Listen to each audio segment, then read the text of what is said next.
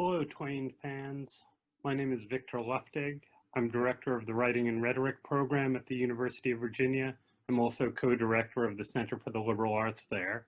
I'm going to read out of my Sketches by Mark Twain book that I got sometime when I was in college and have always treasured. One of the great pleasures of Twain is the variety of topics that he wrote about. And the piece I'm going to read is called Raising Poultry.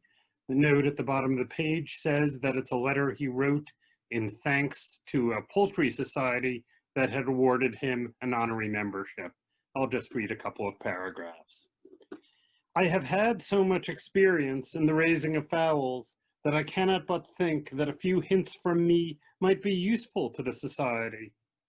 The two methods I have already touched upon are very simple and are only used in the raising of the commonest class of fowls. One is for summer, the other for winter. In the one case, you start out with a friend along about 11 o'clock on a summer's night, not later, because in some states, especially in California and Oregon, chickens always rouse up just at midnight and crow from 10 to 30 minutes, according to the ease or difficulty they experience in getting the public waked up. And your friend carries with him a sack. Arrived at the hen roost, your neighbor's, not your own, you light a match and hold it under first one and then another pull its nose until they are willing to go into that bag without making any trouble about it. You then return home, either taking the bag with you or leaving it behind, according as circumstances shall dictate. Note bene, I have seen the time when it was eligible and appropriate to leave the sack behind and walk off with considerable velocity without ever leaving any word where to send it. In the case of the other method mentioned for raising poultry, your friend takes along a covered vessel with a charcoal fire in it, and you carry a long, slender plank. This is a frosty night, understand. Arrived at the tree or fence or another hen roast, your own if you were an idiot, you warm the end of your plank in your friend's fire vessel and then raise it aloft and ease it up gently against a slumbering chicken's foot. If the subject of your attentions is a true bird, he will infallibly return thanks with a sleepy cluck or two and step up and take up quarters on the plank, thus becoming so conspicuously accessory before the fact to his own murder as to make it a grave question in our minds, as it once was in the mind of Blackstone, whether he is not really and deliberately committing suicide in the second degree. But you enter into a contemplation of these legal refinements subsequently, not then. No animals were harmed in the reading of this passage, and I offer it as tribute to the chicken raisers all among us. A number of my favorite bosses, including Karen Ryan and Lewis Nelson, have been raisers of chickens, as I suspect are many of you. Enjoy your Twain.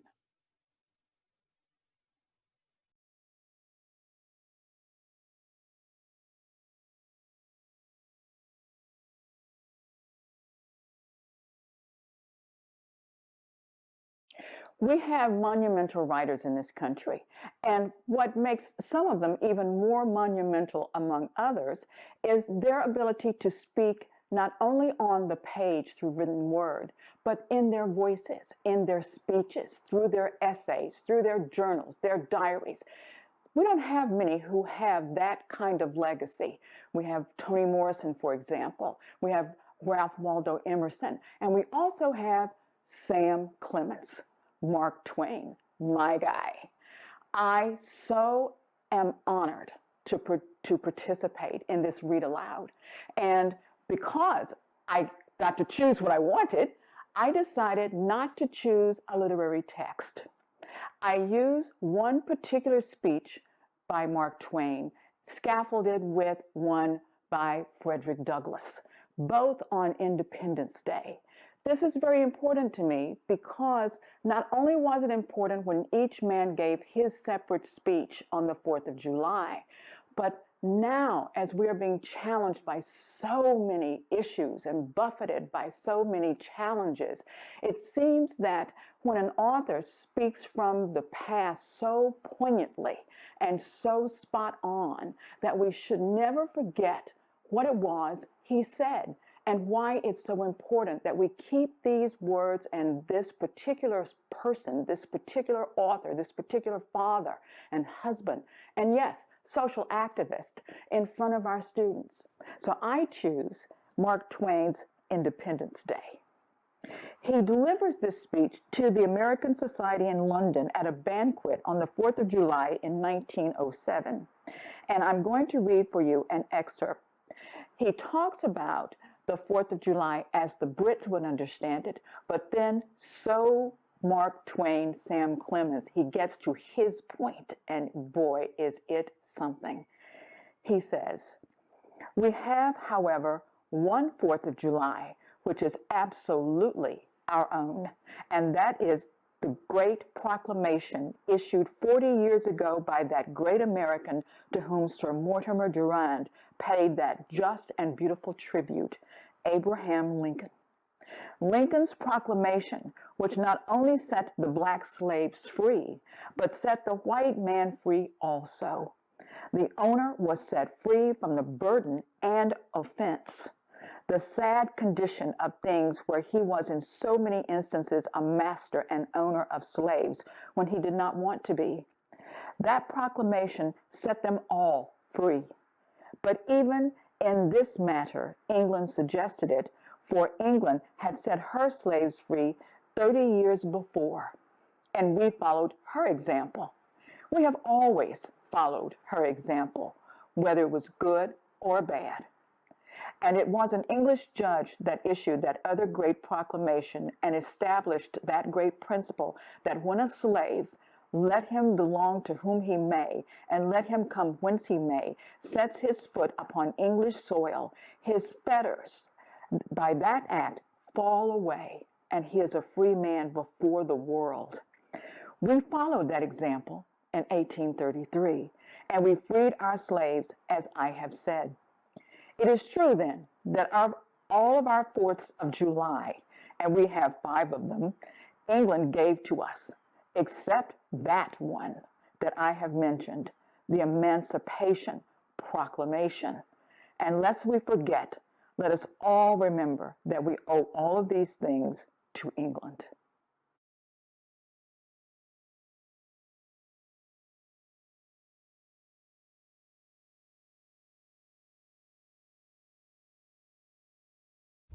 Hi, I'm Shirley Samuels. I teach at Cornell. I work in American Studies mostly, which means literature, history, politics, visual culture, and feminist and gender and sexuality studies. I have several books that are related to this topic, which is 19th century United States and concepts of, again, as will be clear in a minute, family, sexuality, and the history of race and identity in America. And what I'm talking about today is a late novel by Mark Twain called Pudd'nhead Wilson. It has a motif that you will recognize from The Prince and the Pauper, for example, of switched identities. In this case, the passage I will read is about a mother who has been raised to understand her identity to be an enslaved person. She gives birth to a baby the same day that there's a white baby born in her household, and given the opportunity, she switches them in their cradles. It's a classic identity problem, which is to say, nature or nurture. What produces the identity of a child? And the passage I'm going to read is short, but it's a reflection on Roxy, her identity as a mother, and the identity of the babies that she switched. With all her splendid common sense and practical everyday ability, Roxy was a doting fool of a mother. She was this toward her child, and she was also more than this. By the fiction created by herself, he was become her master. The necessity of recognizing this relation outwardly and of perfecting herself in the forms required to express the recognition had moved her to such diligence and faithfulness in practicing these forms that this exercise soon concreted itself into habit. It became automatic and unconscious. Then a natural result followed. deceptions intended solely for others gradually grew practically into self-deceptions as well. The mock reverence became real reverence. The mock obsequiousness, real obsequiousness. The mock homage, real homage. The little counterfeit rift of separation between imitation slave and imitation master widened and widened and became an abyss, and a very real one. And on one side of it stood Roxy, the dupe of her own deception. And on the other stood her child, no longer a usurper to her, but her accepted and recognized master. He was her darling, her master, and her deity all in one. And in her worship of him, she forgot who she was and what he had been. Now, the reason I chose this obviously problematic paragraph is a strong sense in which, as I said, it's a nature versus nurture, but it's also something about the history of the practice of slavery in the United States. What happens if you insist that someone, and we are told of Roxy that 1/16 of her has outvoted the 15/16 of her that are identified as white. And the idea that she would be recognized as anything other than white is already laughable. The child that she gives birth to has no problem passing. And indeed, the difficult problem of this novel is that his passing goes too far. But the really difficult problem, for those of you who I encourage to read it, is that you don't know by the end where Twain or the narrator or the novel stands on this difficult problem of parenting, identity, and the United States. That's it.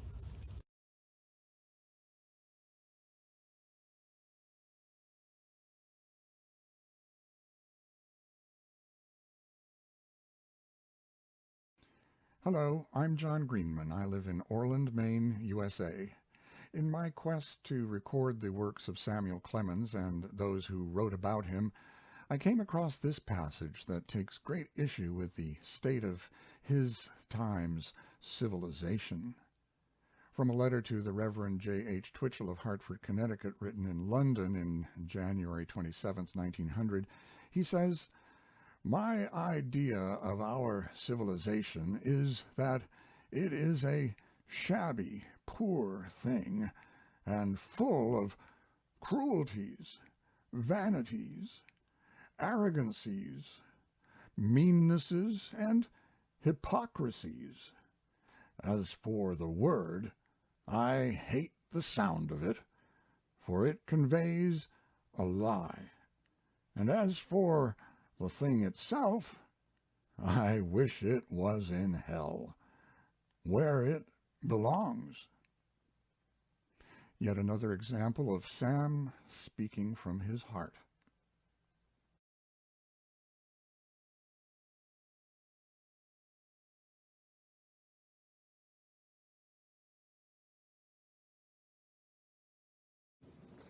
Hello, my name is Chad Roman, Professor of English and Dean of the Rosary College of Arts and Sciences at Dominican University in River Forest, Illinois, and a former Quarry Farm Fellow.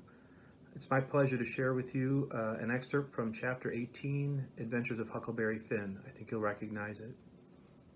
The men ripped around a while and then rode away.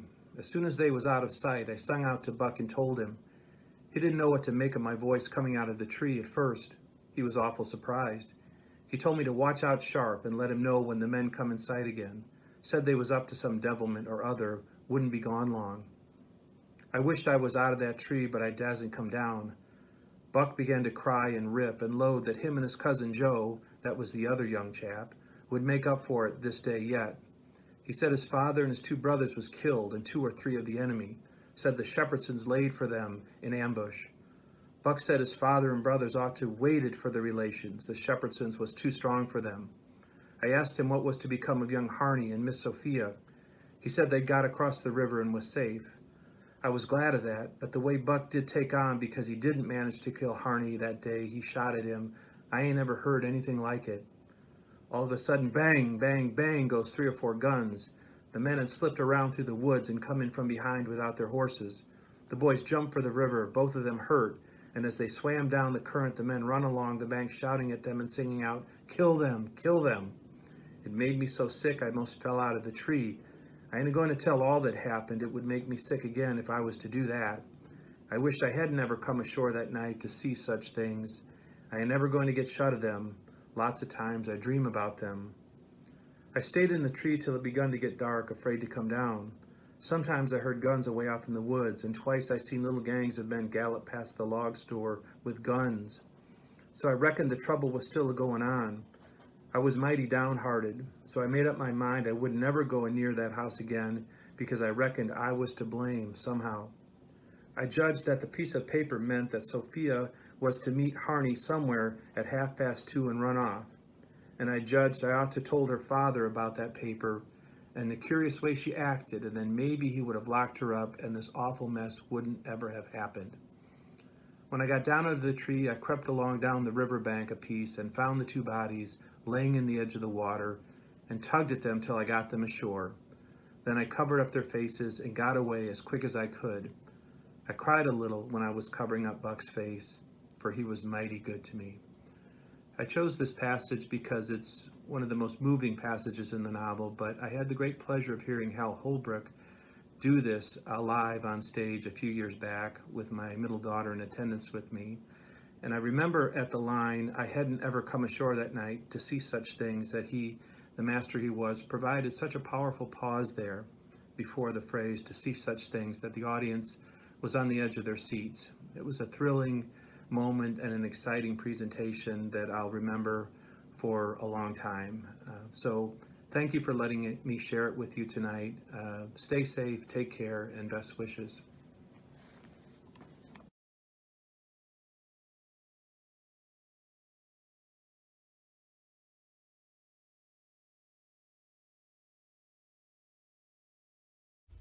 Hi, I'm Rachel Dworkin. I'm the archivist here at the Chemung County Historical Society. Today I'll be reading a letter written by Mark Twain to his niece-in-law, which is part of the Langdon family collection here in our archives. York, Maine, September 27, 1902. Dear Lee, now that you are about to enter upon a great and solemn responsibility, and one which is new to you, perhaps a word from one who is experienced may be of service to you. To begin then, the first requisite to happiness in the married state is obedience. Where obedience is wanting, failure is certain. Where obedience is wanting, trouble is sure to follow. Where obedience is wanting, it is better, 100 times better, that the marriage had never been. The best way, the wisest way, the only safe and right way, is to exact it at the very start. Then it will soon become easy to him. But if you fool around, but don't do that. Don't do it.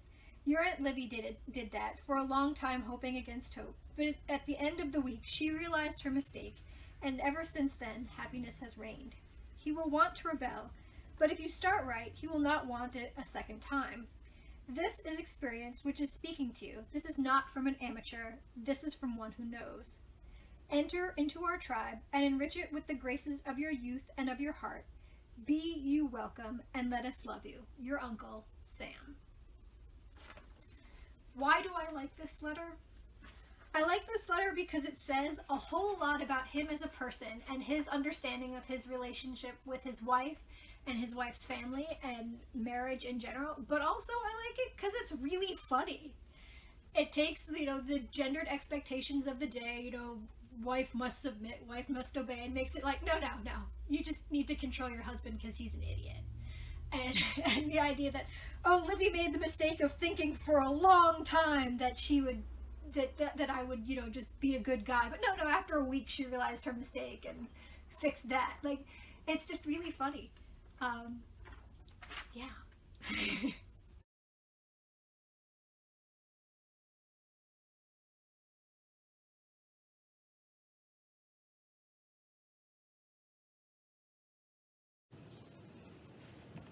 Hi, I'm Elizabeth Fowler, and I teach English at the University of Virginia.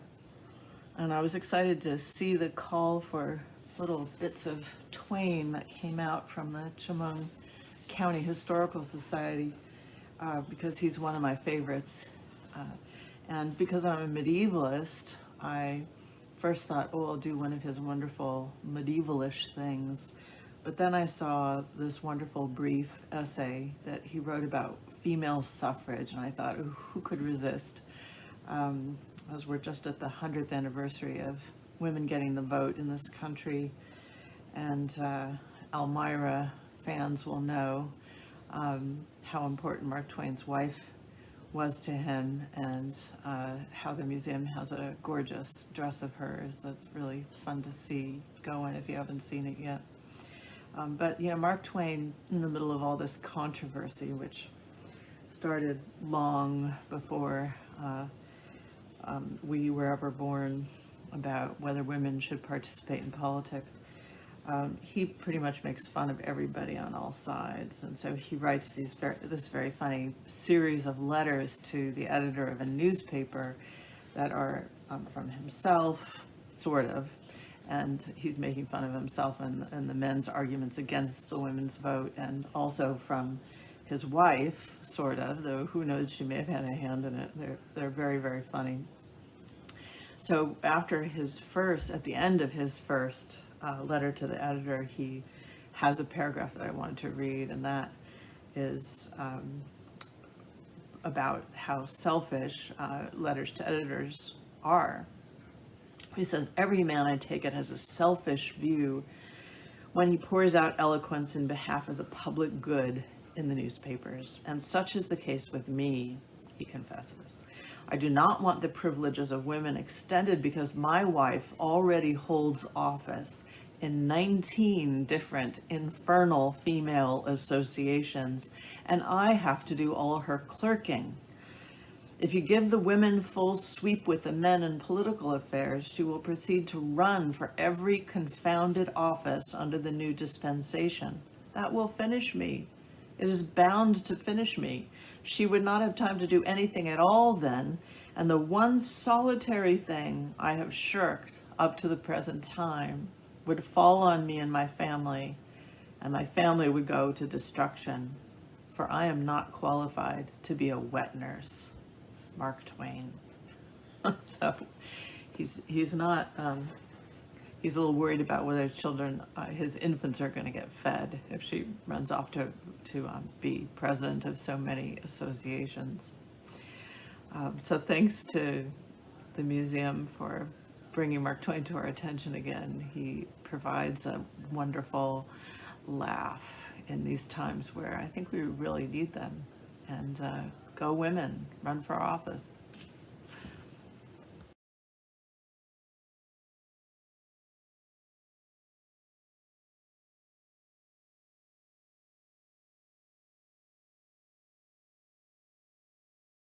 I'm Erin Doan, the curator here at the Chemung County Historical Society. And part of my job is working with the three-dimensional objects. So today I've pulled out one of my favorites. This dress here, beautiful silk and voided velvet dress, was worn by Olivia Langdon Clemens around 1885. Now, Olivia was born here in Elmira in 1845, and she was sick as a child and also sick on and off throughout her life, but that didn't keep her from getting a good education. When she wasn't able to go into the classroom, she would have private tutors come into her home. Then she was able to attend the Thurston's Female Seminary and Elmira College for a time. The written word was always important for Olivia, and it became even more so when she ended up marrying an author. Samuel Clemens first saw Livy in a photo that her brother was carrying. He said it was love at first sight and made it his goal to marry her. Well, Livy was a wealthy, sophisticated young woman, and Sam was a little rough around the edges, so it took some time for him to really connect with her. He did this over the course of 17 months and 180 love letters that he sent to her. Well, it must have worked because in 1870, the pair married. Right from the beginning, Livy was very involved in Sam's writing career. From his first work published, Innocents Abroad, right through until just a few months before her death, she was involved in reading, editing, and commenting on all of his written words. Sam actually called her his faithful, judicious, and painstaking editor. Sam and Livy's relationship reminds us how important it is to stay connected to people. Especially in times like this, we have to remember that we can't see people in person, but we still can stay connected. In our modern world, we have wonderful ways to see each other face to face through Zoom and FaceTime. But there's also the written word, which was so important to Sam and Livy. You can text people, you can send emails, or you even can do an old-fashioned handwritten letter like Sam wrote to Livy. So please, stay safe and stay connected.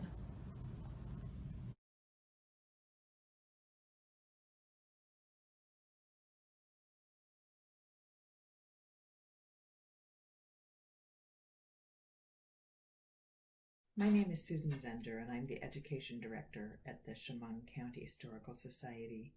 And I'm also trained as an artist, which is why I'm in my studio today. As an artist, tools are very important to me.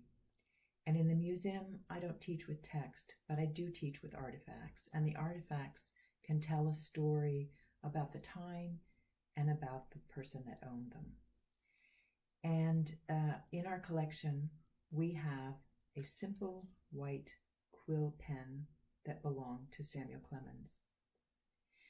You can see the ink split at the front has widened, and it's not all that stained, so it's likely not to have been used very much. We do know that he used the fountain pen, and he endorsed the Conklin fountain pen. He also used the Remington typewriter and endorsed that, had sort of a love-hate relationship with that. He claimed that he was the first author to write and compose on a typewriter, and that's a little inconclusive. But as a writer, tools were important to get what he was trying to say down on paper. And the reason I like the idea of using a fountain pen is that the fountain pen dictates exactly the way the person holding it is going to hold it, is going to use it to create marks. Fountain pens, you can't go too fast or you splatter. You can't hold it any which way. It has to be very deliberate, it has to be thoughtful. And this is a way to connect what was going on and what his thoughts were in the late 19th century with what's going on today. I think it's a good idea in our computer age where we can edit, we can change, we can quickly delete and switch things around, for us to go just a little bit slower, to be a little bit more mindful with what we're putting down, what we're thinking, and really think through our ideas.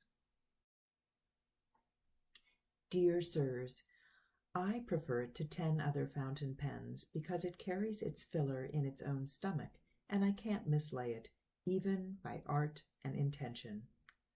Also, I prefer it because it is a profanity saver. It cannot roll off the desk. Very truly yours, S. L. Clemens.